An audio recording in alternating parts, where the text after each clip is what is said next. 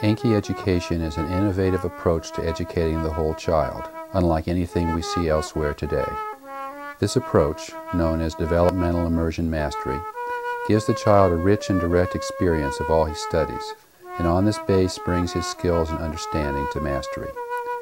This approach integrates all the aspects of the child, as music, art, movement, and theater join forces to enliven and enrich all academics.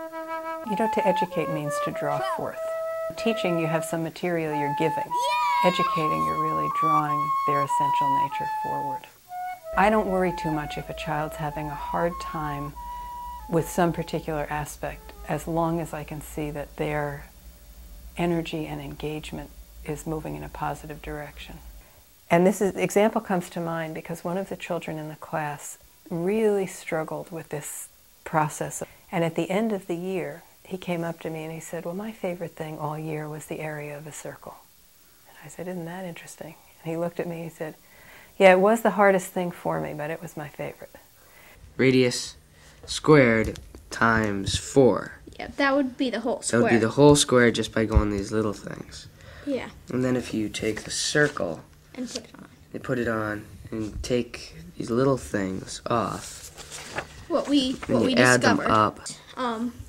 We discovered this is about a fifth. The white part to make the circle of the entire thing to get rid of the 3 outside. The 4 things. corners, which we don't want because that's the square. But we wanted the circle. And there we have it. That's what we're after. We'd rather that they didn't know all the formulas. Actually, we would prefer them not to know all the formulas so they can discover it. That is very much what we see as the core of our work. You know, we have the first set of 6th grade graduates from Enki who went on. Their teachers were just stunned by their new teachers were stunned by the way that they learn, by their interest in learning, by their ability to follow through. And this is right at an age, 13, 14, where they're usually incredibly critical. And here we're giving them students who've been through this system whose idea of learning is, wow, here's the feast, let's go. Every day I was excited to go. Our teachers teach a wide range of subjects. And actually what we found is that the things that are hardest for the teacher are the things that children learn best, because you're modeling learning, you're modeling climbing that mountain. In Enki schools, children are engaged in a very varied and wide array of studies and experience. All children will find things that come easily and things that are hard for them. The Enki teacher views both the child's strengths and challenges as opportunities. Each child's special attributes are welcomed.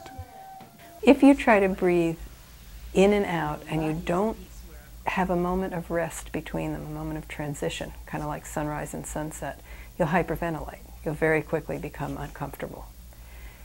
We feel the same is true in every aspect of rhythm for the children. One of those is the formats of learning. If you take a Waldorf school, virtually everything is done as a large group with the teacher leading it. Take a Montessori school, virtually everything is done individually directed, individually driven, teacher guiding. Take a theme studies school, or integrated day they're often called. Almost everything is done as a peer group where it's socially driven. We feel that all 3 of those are parts of breathing. So they begin learning together with the teacher really holding the whole. Then they move on to more individual, self-directed, self-motivated work. The end of the day is usually peer group project learning. And the teacher's focus is not on, are they coming out with a great product, but are they learning to work together as peer-driven community? They shift at different ages, how much of each one.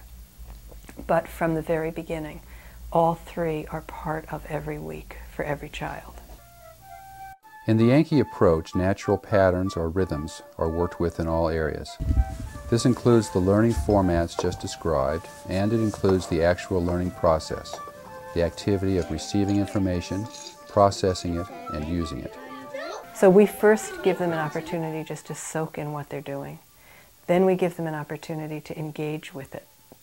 That's often through the arts, through projects, through study, through discussion, but we're not yet asking them to put out a project in response to it, a paper, have an opinion. We don't want them having an opinion until they've had a chance to really know what the thing is. We think the analysis and judgment is really important. The output is really important, especially as they get older. But if they haven't learned first just to experience whatever's coming to them, to struggle with it, to do whatever it is they do with it, at the end of that, then a judgment and analysis actually has meaning. And so that's what I would call the learning rhythm. Intake, what we call open intake. So intake without an agenda. Engagement with it, interaction, and then finally at the end some kind of product. From that point, then they need a lot of practice to keep it. They don't need to rediscover it every time. So yes, we do a lot of practice. Mastery is extremely important in this approach. It's just that the mastery comes on a solid foundation. We don't try to master before we've even met. How we present cultures to children makes a phenomenal difference to how they approach the world. We do it from the basic sense that there is this wisdom and vitality, this basic connectedness to life that is not owned by anybody. It belongs, it is in everybody, you can't take it away. And that only by raising them with examples of that from all cultures do we really give them the experience that this is universal. There is a universal human wisdom and vitality. So for us, at every single age level, they are always working with the same issues from many different cultures. We also bring the children different experiences of cultures through the study of foreign language. From the youngest children to the oldest, from the really little teeny ones singing their songs to the big ones writing stories, foreign language is part of every week for every child. As we do in all areas, we begin with rich immersion in the language, and then we use everyday situations where we can actively have the children participate in the language, from telling them to stop running to asking who wants to feed the rabbits. And from there, as they get older, we move into practice and mastery. So for us, music and all the arts, including movement, are part of every single day. They're not a separate lesson, but they're interwoven into everything we do. We're going to start every day moving. They're going to sing. A little girl is sitting beneath the flowers and shoots. Early one morning, as the sun did rise, out poked two bunny ears towards the sky.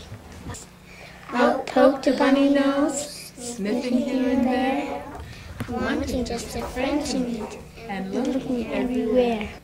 nose to nose, the bunnies played, wiggling their ears, hopping through the woods all day, without a care or fear. Suddenly, down the path, Mr. Fox did arrive. By the time they sit down to do the work, they're actually doing the work, and a whole lot more is accomplished.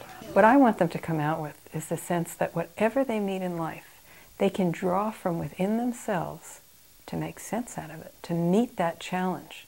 They don't meet something and say, well, I don't know how to do this, I never did it before. I think it should be something that people should experience, the environment of the school and everything. I think it could change the world if there was if all schools were like that. We are really looking from the internal growth of the child and trusting that our nature, our humanity is such that if they are properly fed at every step, they will fully bloom.